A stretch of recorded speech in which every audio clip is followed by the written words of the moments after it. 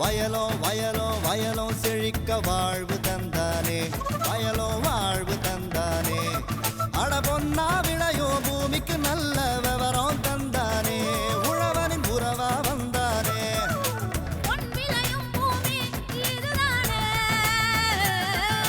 வயலோ வயலோ வயலோ செழிக்க வாழ்வு தந்தானே, வயலோ வாழ்வு தந்தானே.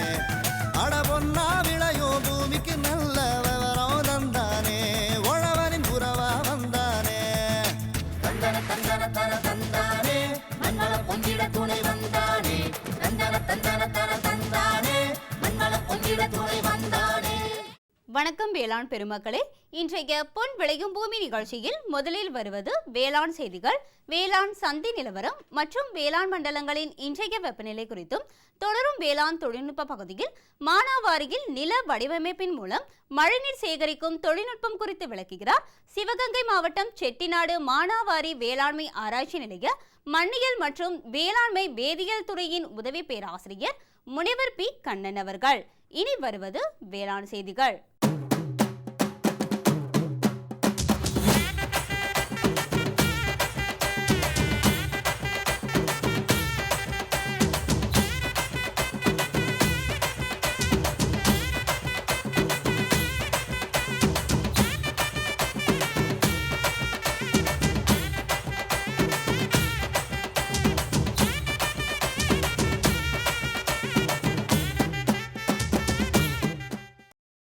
வணக்கம். வேளாண் செய்திகள். முதலில் வருவது மாத்தி யோசிச்சேங்க. இறைச்சி கோழி வளர்ப்பு குறித்து தேனி மாவட்ட ஊத்துப்பட்டி கிராம விவசாயி ஏ அழகர்சாமி தரும் தகவல்கள். வேளாண் ஆலோசனை நேரத்தில் வடமேற்கு மண்டலங்களுக்கான வேளாண் காடு மரங்கள் குறித்து கோயம்புத்தூர் மாவட்ட மேட்டுப்பாளையம் வனக்கல்லூரி மற்றும் ஆராய்ச்சி நிலைய பேராசிரியர் மற்றும் தலைவர் முனைவர் KT பார்த்திபன் தரும் ஆலோசனைகள். தொடர்ந்து வேளாண் சந்தையில் விருதுநகர் மாவட்டம் ராஜபாளையம் உழவர் சந்தையில் காய்கறிகளின் இன்றைய விலை நிலவரம். வேளாண் வானிலையில் தெற்கு மண்டலத்திற்கான வானிலை அறிவிப்பு, உழவர் மற்றும் மீனவர்களுக்கான வானிலை முன்னறிவிப்பு. விரிவான செய்திகள். மாத்தி யோசிச்சேங்க. கிராமப்புற விவசாயிகளுக்கு வேளாண் சார்ந்த உப தொழில்களில் பயிற்சி கொடுத்து அவர்கள் வாழ்க்கை முன்னேற்றத்திற்கு வழிவகை செய்து வருகிறது உழவர் பயிற்சி மையங்கள். அந்த வகையில் தேனி மாவட்ட உழவர் பயிற்சி மைய வழிகாட்டுதலின் பேரில் தற்போது வணிக ரீதியாக இறைச்சி கோழி வளர்ப்பில் ஈடுபட்டு வரும் தேனி மாவட்டம் உத்தமபாளையம் ஊத்துப்பட்டி கிராம விவசாயி வி அழகர்சாமியிடம் இறைச்சி கோழி வளர்ப்பு குறித்து கேட்டபோது,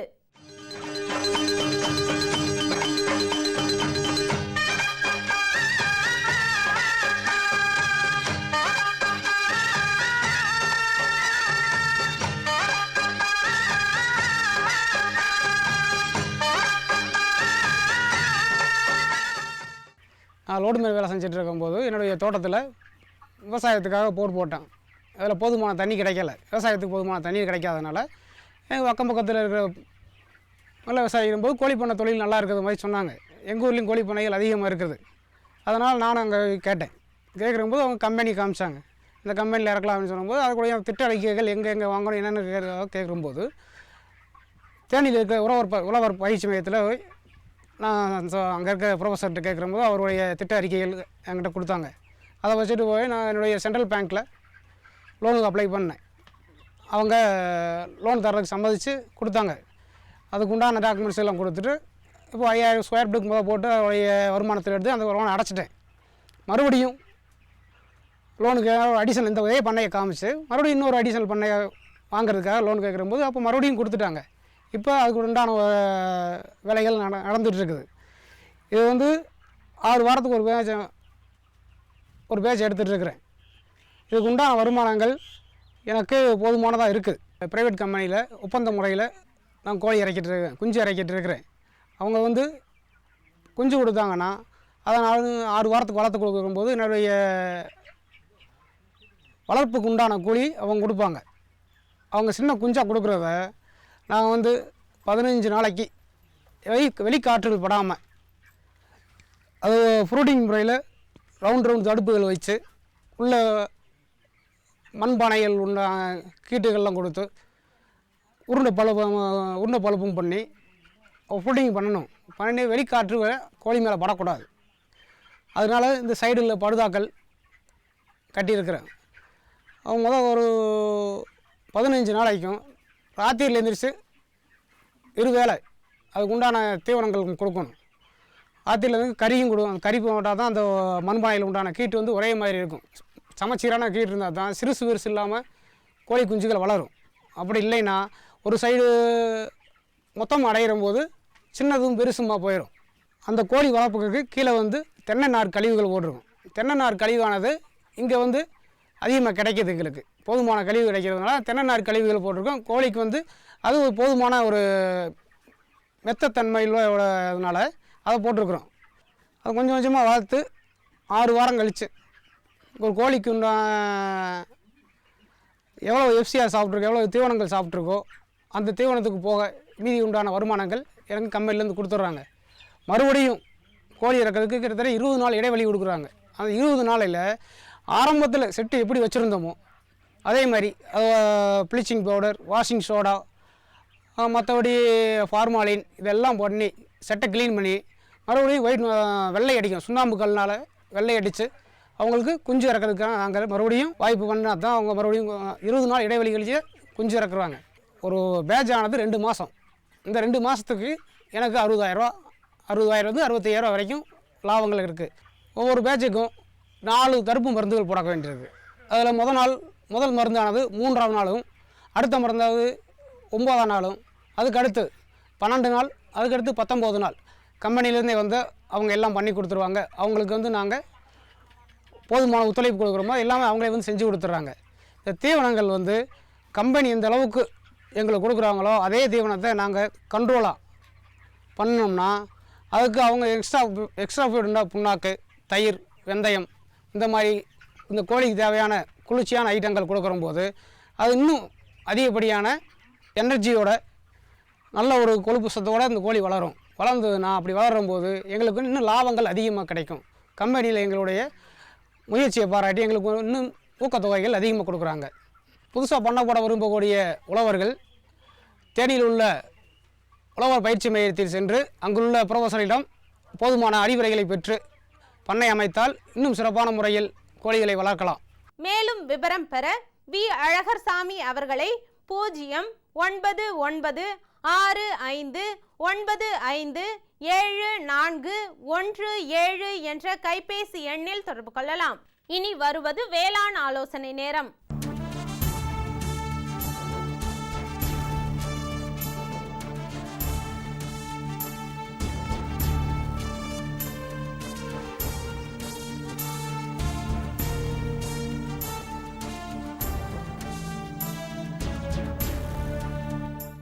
வனங்களை வளமாக வைத்திருக்க வேண்டியது நமது தலையாய கடமையாகும். நமக்கு சுத்தமான காற்றும் தேவையான மழையும் பெற பேருதவி புரிவது வேளாண் காடுகளாகும். அந்தந்த பகுதியில் நிலவும் தட்பவெட்ப நிலை, மண்ணின் வளம் ஆகியவற்றை மனதில் கொண்டு மரங்களை வளர்த்தால் அவை நன்றாக வளர்ந்து நமக்கு பயன் தரும். அந்த வகையில் வடமேற்கு மண்டலங்களுக்கான வேளாண் காடு மரங்களை வளர்க்க வேண்டிய முறைகள் மற்றும் பயன்கள் குறித்து கோயம்புத்தூர் மாவட்ட மேட்டுப்பாளையம் வனக்கல்லூரி மற்றும் ஆராய்ச்சி நிலைய பேராசிரியர் மற்றும் தலைவர் முனைவர் KT பார்த்திபன் தரும் ஆலோசனைகள். இன்றைய வேளாண் செய்தியில் நாம் பார்க்க போகிறது வந்து மர வளர்ப்பு. அந்த மர வளர்ப்பு எங்கே பார்க்க போகிறோம்னா வடமேற்கு மாவட்டங்கள். உங்களுக்கு வடமேற்கு மாவட்டங்களில் குறிப்பாக பார்த்திங்கன்னா தருமபுரி, கிருஷ்ணகிரி, சேலம், பார்ட் ஆஃப் நாமக்கல் இதெல்லாம் வரும். இதில் பார்த்திங்கன்னா இந்த மாவட்டங்களில் குறிப்பாக வந்து மழையளவு கொஞ்சம் கம்மியாக இருக்கும். மண் வந்து எக்ஸ்போஸ்டு மண்ணாக இருக்கும். ஆனால் செம்மண் பூமி. இதில் எல்லாமே இயற்கையாகவே அந்த ஏரியாவில் அந்த மாவட்டங்களில் பார்த்திங்கன்னா எல்லாம் மாமரம் வச்சுருப்பாங்க, சப்போட்டா மரம் வச்சுருப்பாங்க. இதெல்லாம் மீறி அதாவது கமர்ஷியல் ட்ரீஸ், வருமானம் தரக்கூடிய மரங்கள். இன்றைக்கெல்லாம் வந்து மரத்தை வந்து பணப்பயிரை தான் பார்க்குறாங்க. குறிப்பாக வந்து நல்ல மண் வளம், நல்ல மலை வளம் உள்ள இடத்துலலாம் பண்ணுறாங்க. இதே மாதிரி மலம் குறைந்த மாவட்டங்களையும் பண்ண முடியுமானா உறுதியாக பண்ண முடியும். குறிப்பாக இந்த மாவட்டங்களை பொறுத்தளவு இந்த எண்ணெய் வித்து மரங்களில் குறிப்பாக புங்க மரத்தை ப்ரொமோட் பண்ணலாம். இந்த புங்க மரத்தில் வந்து ஒட்டு ரகங்கள் இருக்குது, விதை மூலமாக உற்பத்தி செய்யப்பட்ட ரகங்கள் இருக்குது. அதே போல் வேப்ப மரம், புங்கம், வேம்பு, இலுப்பை இந்த 3 மரங்களும் இந்த மாவட்டங்களுக்கு எண்ணெய் வித்து மரங்களாக பயன்படும். இந்த எண்ணெய் வித்து மரங்கள் பார்த்திங்கன்னா எண்ணெய் வந்து ஒன்று வந்து பயன்பாட்டுக்கு, அதாவது மருத்துவ பயன்பாட்டுக்கு பயன்படுது. இரண்டாவது உயிரி எரிசக்தி உற்பத்திக்கு பயன்படுது. மூன்றாவது தோல் பதனிடும் தொழிற்சாலைகளுக்கு பயன்படுத்தப்படுகிறது. நான்காவதாக அதாவது சோப்பு தயாரிக்கல், இதெல்லாம் நிறைய வகையில் பயன்படுத்தப்படுகிறது. அதனால் இந்த எண்ணெய் வித்து மரங்களை நட்டு பயன்படலாம். இரண்டாவதாக இந்த மாவட்டங்கள்லையுமே 5 ஆண்டுகளில் வளரக்கூடிய குறிப்பாக தைல மரங்கள், 10ஆம் நம்பர் தைல மரங்கள், 48வது நம்பர் தைல மரங்கள், 413 என்று அழைக்கக்கூடிய மரங்கள், 286 என்ற தைல மரம், இந்த 4 வகையான மரங்களையும் இதெல்லாம் குறைந்தபட்ச நீர் ஆதாரங்களில் வளரக்கூடிய மரங்கள். குறிப்பாக இந்த 3ஆம் நம்பரை நல்ல நல்ல நல்ல குழி, ஆழமான குழி தோண்டி ஒரு ஏக்கருக்கு ஏறக்குறைய 850லேருந்து 1000 மரங்கள் நட்டால் இந்த குறைந்த நீர் ஆதார நிலையிலையும் நம்மளுடைய வருமானம் அதிகமாக பயன்பட ஸ்கோப் இருக்குது. மூன்றாவதாக எங்கெங்கு மழைக்காலங்கள், அது குறிப்பாக வடகிழக்கு பருவமழை காலங்களில் இந்த சுபாபுல் என்று அழைக்கக்கூடிய K8 என்ற ஒரு ரகம் இருக்குது. அதிலேயும் தேர்வு செய்யப்பட்ட ரகம் வந்தாச்சு. அதிலேயே விதைகளை மட்டும் நம்ம வடகிழக்கு பருவமழை காலங்களில் ஒரு உழவை ஓட்டிட்டு இந்த விதையை மட்டும் தூவி விட்டோம்னா ஏறக்குறைய 6 மாதங்களிலிருந்து அந்த மாவட்டங்களில் உள்ள கால்நடைகளுக்கு தீவனமாக பயன்படும். இந்த தீவனம் மட்டும் கிடையாது, இந்த மரத்தை நுனியை மட்டும் கட் பண்ணாமல் சைடில் வர கிளைகளை மட்டும் கட் பண்ணி ஆடு மாடுகளுக்கு கொடுத்துடலாம். ஆனால் மரம் 2.5 ஆண்டுகளுக்கு உருவாக்கப்பட்ட மரங்கள் இருக்குல்ல, இந்த மரங்கள் பூராமே எரிபொருளாக பயன்படுத்தப்படுகிறது. பயோமாஸ் பவர் பிளான்ட்டுக்காக மூலப்பொருளாக பயன்படுத்தப்படுகிறது. மூன்றாவது காகித ஆலைகள் இன்றைக்கி சுபாபுல் மரங்களை அதிக அளவில் எடுத்துக்கிறாங்க. அதனால் எங்கே குறைந்தபட்ச மழை இருக்கோ, அது குறிப்பாக அந்த செம்மண், வண்டல் கலந்த செம்மண் இருக்கிற பூமிகளை பூரா இந்த மரங்களை வளர்க்கலாம். சப்போஸ் இந்த மாவட்டங்களையுமே தண்ணி வசதி இருக்குது, நீர் ஆதாரம் பாசன வசதி இருக்குன்ற பட்சத்தில் நான் ஏற்கனவே கூறியது மாதிரி இந்த சவுக்கில் மேட்டுப்பாளையம் 2 என்ற ரகத்தை விவசாயிகளை அதிக அளவு அறிமுகப்படுத்தலாம். இந்த மாவட்டங்களை பொறுத்தளவு நான் இந்த குறைந்தபட்சமாக 1770 மரங்களில் ஆரம்பித்து 2200 மரங்கள் ஒரு ஏக்கருக்கு நட்டோம்னா 3 வருடங்களில் இந்த மாவட்டத்தை பொறுத்தளவு 50லேருந்து 55 டன் ஏக்கருக்கு கிடைக்க வாய்ப்புகள் உண்டு. இதெல்லாம் கூடுதலாக அதாவது லாங் ரொட்டேஷன் கிராப், அதாவது அதிக காலம் வளரக்கூடிய மரங்கள், குறிப்பாக தேக்கு மரங்கள், தோதகத்தி மரங்கள், வரப்போரங்களில் மட்டும் ஏக்கருக்கு 200 மரங்கள் வரப்போரங்களில் மட்டும் நட்டு நீங்கள் என்ன விவசாயம் பண்ணுறீங்களோ அதை பண்ணிக்கிட்டே இருக்கலாம். ஆனால் இந்த வரப்போரங்களில் இதை நட்டு பயன்படலாம். இந்த மாதிரி குறுகிய காலம், இந்த மழை குறைந்தாலுமே இங்குமே குறுகிய கால பயிர்கள், நடுத்தர பயிர்கள், நெடுங்கால பயிர்கள். இந்த மாவட்டத்தில் இன்னொரு மரம் குறிப்பாக பெருமரம் அண்டு வாகை, இந்த 2 வகையான மரங்களையும் அதிக அளவு பயன்படுத்தலாம். ஏன்னா இந்த 2 மரங்களுக்குமே நீர் ஆதாரம் குறைந்தபட்சம் இருந்தால் போதும். குறைந்தபட்சம் மற்ற மரங்களுக்கெல்லாம் பார்த்திங்கன்னா குறுகிய கால பயிர்களுக்கு வாரம் ஒரு தண்ணி விடுவோம். இந்த மரங்களை பொறுத்தளவு மாதம் ஒரு முறை தண்ணி விட்டால் போதும். தண்ணி இல்லாட்டினாலும் மரம் வரும். ஒன்லி திங் இஸ் இந்த அறுவடை காலங்கள் கொஞ்சம் கூடும். அதனால் பெருமரம், வாகை மரம், இது போக எண்ணெய் வித்து மரங்கள், அதாவது புங்கம் மற்றும் வேம்பு. அடுத்து அதிக நெடுங்கால பயிர்கள் லைக் தேக்கு, தோதகத்தி. குறுகிய கால பயிர்களை பொறுத்தளவு சவுக்கு, தைலம். எங்கே நீர் ஆதாரம் உள்ளதோ அங்கெல்லாம் சவுக்கு 2 என்ற ரகத்தை போட்டிங்கன்னா நல்லா பயன்படலாம். அதே போல் நீர் ஆதாரங்கள் உள்ள இடத்தில் மலைவேம்பு ரகம், இந்த தமிழ்நாடு வேளாண்மை பல்கலைக்கழகத்தால் அறிமுகப்படுத்தப்பட்ட மேட்டுப்பாளையம் 1 என்ற ரகத்தை பயன்படுத்தினால் உண்மையிலேயே உங்களுக்கு 3 வருடங்களிலிருந்து 6 வருடங்களில் நல்ல மகசூலை பெறக்கூடிய வாய்ப்புகள் அதிகமாக உள்ளது. ஆகையால் தருமபுரி, சேலம் மற்றும் கிருஷ்ணகிரி மாவட்ட பெருமக்கள் வனக்கல்லூரியை தொடர்பு கொண்டு நான் கூறிய மரங்களுடைய நாற்றுகளை பெற்று தங்கள் வயல்களிலும் தோப்புகளிலும் மரங்களை நட்டு பயன்பெறலாம் என்று இந்த தருணத்தில் கேட்டுக்கொள்கிறேன். மேலும் விவரம் பெற முனைவர் KT பார்த்திபன் அவர்களை 094453505844 என்ற கைபேசி எண்ணில் தொடர்பு கொள்ளலாம். விளம்பர இடைவேளைக்கு பிறகு வேளாண் செய்திகள் தொடரும். இந்தாங்க, வேற ஏதாவது? போதும். அட, இது என்னப்பா இவ்வளவு குறைவா ரசாயன உரமா? விவசாயத்தை விட போறீங்களா? விவசாயத்தை இல்ல, அறியாமைய விடுறேன். மண் பரிசோதனை செஞ்சேன். இனிமே அண்ணே எத்தனை அவசியமோ அத்தனை உரம் தான் நிலத்துல போடுவேன். ஆமா விவசாய சகோதரர்களே, இன்றே உங்கள் மாவட்டத்தின் அருகில் உள்ள மண் பரிசோதனை கூடத்தில் உங்கள் மண்ணை பரிசோதியுங்கள். மண் சத்து, ஈரப்பதம், செடி வளர்ச்சியை சரிபார்த்து அவசியத்திற்கு ஏற்றவாறு மட்டுமே சத்துக்களை போடுங்கள். மேலும் சல்பர், ஜிங்க் மற்றும் போரான் போன்ற நுண்சத்துக்களையும் சரிபார்க்க மறவாதீர்கள். ரசாயன உரம் மற்றும் ஆர்கானிக் உரத்தை சரியான முறையில் பயன்படுத்தி நில வளத்தை பராமரியுங்கள். உற்பத்தியை பெருக்குங்கள், செலவை குறையுங்கள், அந்நிய செலாவணியை சேமிக்க உதவிடுங்கள். கூடவே மெதுவான வேகத்தில் நைட்ரஜனை அளிக்கும் உரங்கள், அதாவது வேம்பு தடவிய யூரியா போன்றவற்றை பயன்படுத்துங்கள். யூரியாவை இலைகளின் மேல் தெளியுங்கள். ஆஹா, நீ நெசமாவே புத்திசாலி ஆயிட்டப்பா. மேலும் விவரங்களுக்கு தொடர்பு கொள்ளவும் மாவட்ட வேளாண் அதிகாரி அல்லது விவசாயி கால் சென்டரை. இனி வருவது வேளாண் சந்தை. இன்றைய வேளாண் சந்தையில் விருதுநகர் மாவட்டம் ராஜபாளையம் உழவர் சந்தையில் காய்கறிகளின் இன்றைய விலை நிலவரம். கத்தரிக்காய் 1 கிலோ 60 ரூபாய்க்கும், வெண்டைக்காய் 1 கிலோ 20 ரூபாய்க்கும், சின்ன வெங்காயம் 1 கிலோ 25 ரூபாய்க்கும், பெரிய வெங்காயம் 1 கிலோ 35 ரூபாய்க்கும், பச்சை மிளகாய் 1 கிலோ 30 ரூபாய்க்கும், தக்காளி 1 கிலோ 30 ரூபாய்க்கும், கறிவேப்பிலை 1 கிலோ 25 ரூபாய்க்கும், கொத்தமல்லி 1 கிலோ 80 ரூபாய்க்கும், புதினா கட்டு ஒன்றிற்கு 20 ரூபாய்க்கும் விற்பனை செய்யப்பட்டது. இனி வருவது வேளாண் வானிலை.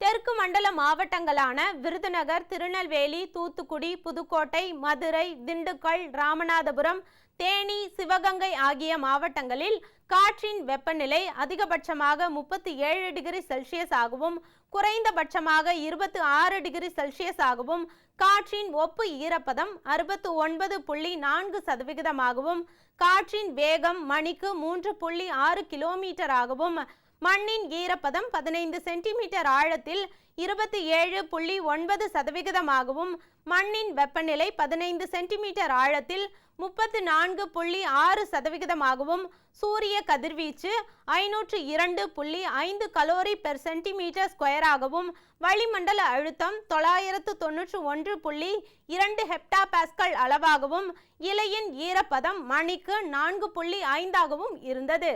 வானிலை முன்னறிவிப்பு. உழவர்களுக்கான வானிலை முன்னறிவிப்பு. தமிழகம் மற்றும் புதுச்சேரியில் பரவலாக லேசானது முதல் மிதமான மழை பெய்யக்கூடும். மீனவர்களுக்கான வானிலை முன்னறிவிப்பு. பலமான காற்று தென்மேற்கு மற்றும் மேற்கு திசையிலிருந்து மணிக்கு 45 முதல் 55 கிலோமீட்டர் வேகத்தில் தமிழகம் மற்றும் புதுச்சேரி கடலோர பகுதிகளில் வீசக்கூடும். இத்துடன் இன்றைய வேளாண் செய்திகள் நிறைவடைந்தன. நன்றி, வணக்கம். சரிங்க. இவ்ளோ நேரம் சிரிச்சு யார்கிட்ட பேசிட்டு இருந்தீங்க?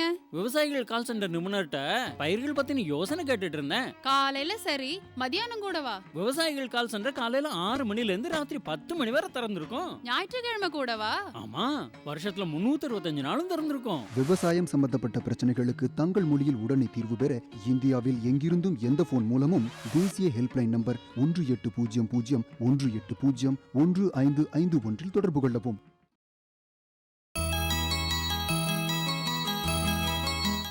பாசனத்திற்கான நீர் நாளுக்கு நாள் குறைந்து வருகின்றது. ஆனால் உணவுப் பொருட்களின் உற்பத்தியை அதிகரித்து தேவையை ஈடுகட்டும் அவசியத்தில் நாம் இருக்கின்றோம். இந்நிலையில் மழையின் மூலம் கிடைக்கும் ஒவ்வொரு துளி நீரையும் வீணாக்காமல் சேகரிக்க வேண்டும்.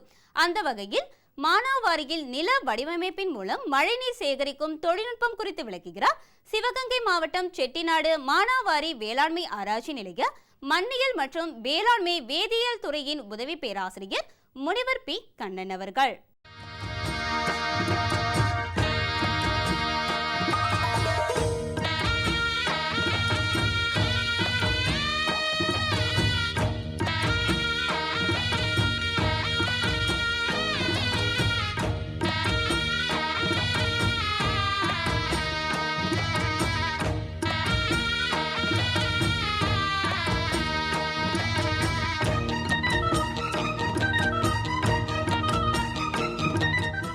மானாவாரி விவசாயத்தை பொறுத்த மட்டும் பார்த்திங்கன்னா மழைநீர் சேமிக்கிற தொழில்நுட்பம் வந்து ரொம்ப முக்கியமான தொழில்நுட்பம். பார்த்தீங்கன்னா ஏன்னா மழைநீரை நம்பித்தான் அந்த மானாவாரியினுடைய வெற்றியே இருக்குது.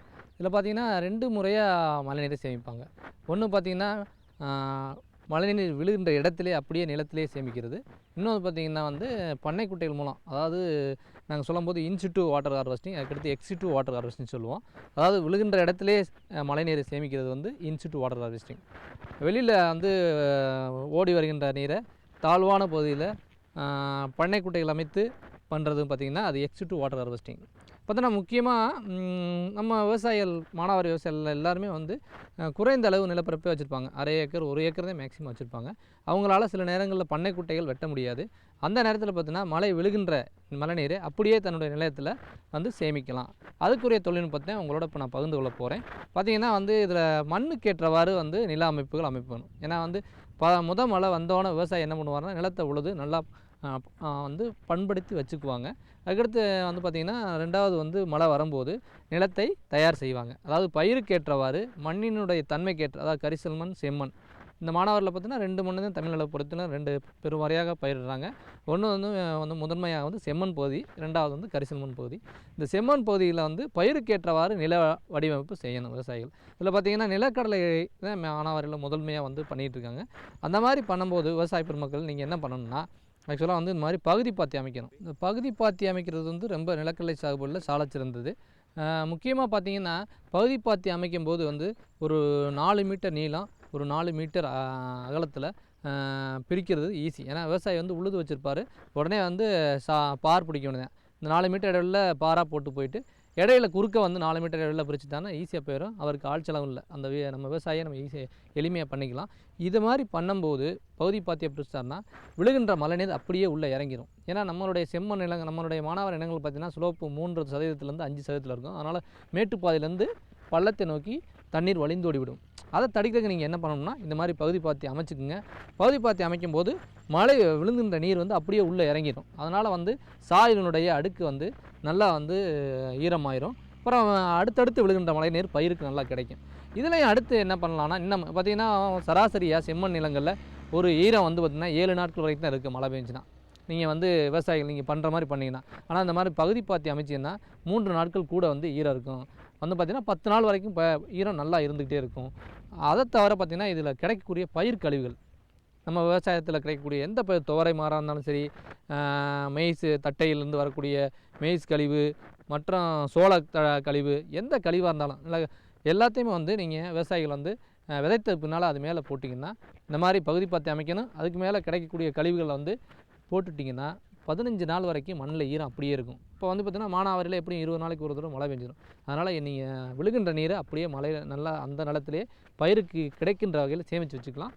அது ரொம்ப வந்து பார்த்திங்கன்னா பயிர் வளர்ச்சி நல்லாயிருக்கும். இந்த மண்ணில் ஈரம் இருந்தால் தான் நல்லா வந்து ஊட்டச்சத்துக்கள் பயிர் நல்லா எடுத்துக்கணும்.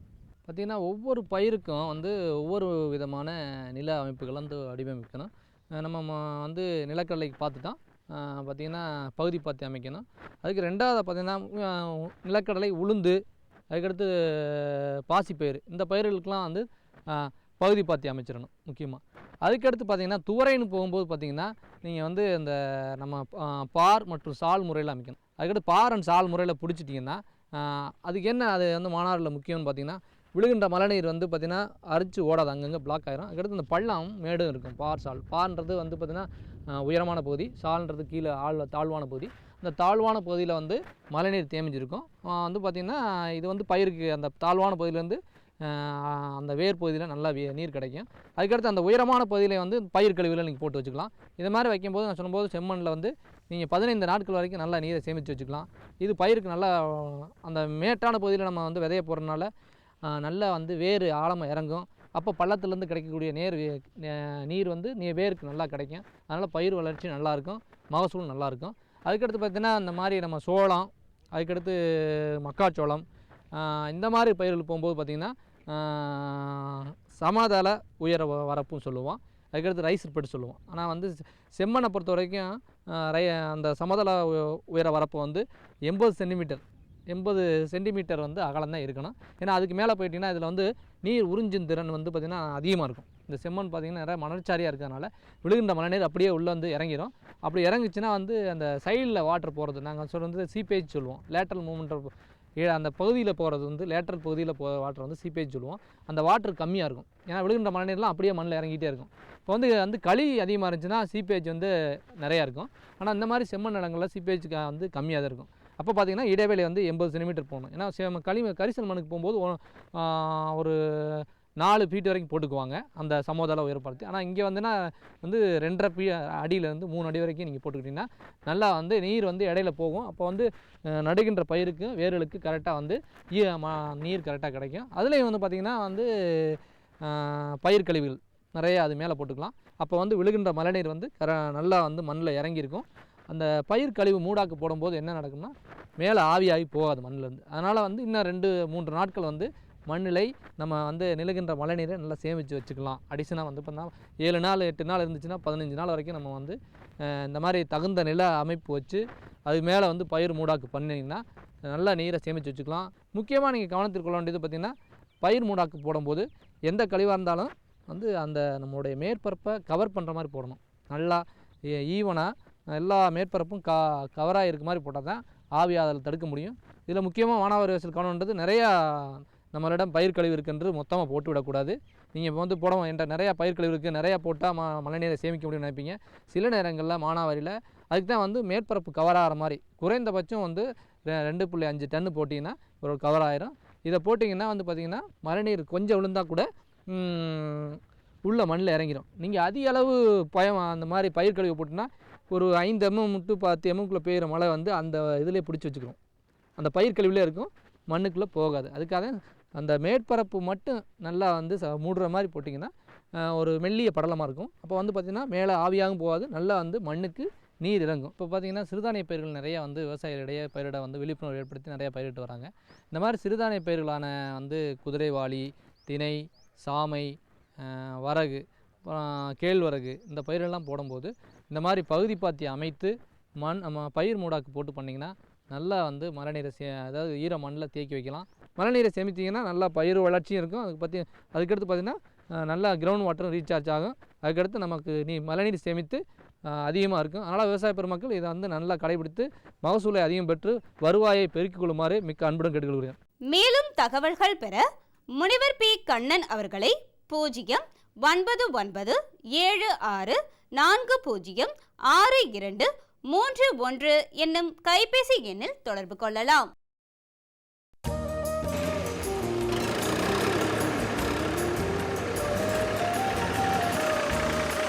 ஏப்பா கருப்பா, விதை வாங்கின, பூச்சி மருந்து வாங்கின, இப்ப உரம் வாங்கியிருக்க, இவ்வளவுத்துக்கும் பணம் எங்க இருந்துப்பா வருது?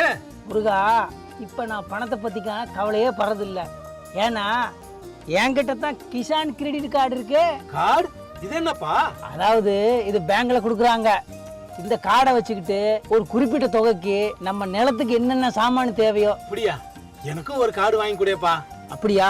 பக்கத்துல இருக்கிற பேங்க்கு போ, கார்டை வாங்கிக்க, நிறைய லாபம் அடைஞ்சிரு.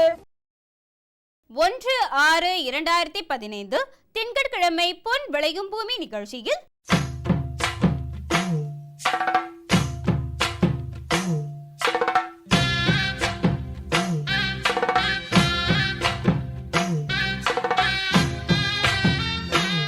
மாத்தி யோசிச்சேங்க. மஞ்சள் அறுவடை இயந்திரம் விவசாயியின் ஒரு கண்டுபிடிப்பு விளக்குகிறார் ஈரோடு மாவட்டம் அந்தியூர் கிராம விவசாயி பி. ராமராஜு அவர்கள். வேளாண் ஆலோசனை நேரத்தில் தேனி உழவர் பயிற்சி மைய பணிகள் குறித்து தேனி மாவட்டம் உழவர் பயிற்சி மைய உதவி பேராசிரியர் மற்றும் தலைவர் முனிவர் ஏ. செந்தில்குமார் அவர்கள் தரும் விளக்கம். வேளாண் தொழில்நுட்ப பகுதியில் மஞ்சள் சாகுபடி தொழில்நுட்பங்கள் குறித்து கோயம்புத்தூர் தமிழ்நாடு வேளாண்மை பல்கலைக்கழக தோட்டப்பயிர் துறையின் பேராசிரியர் முனைவர் எஸ். சுப்பிரமணியன் அவர்கள் தரும் விளக்கம் ஆகியன இடம்பெறும். மீண்டும் அடுத்த பொன் விளையும் பூமி நிகழ்ச்சியில் பல புதிய தகவல்களோடு சந்திப்போம். நன்றி, வணக்கம்.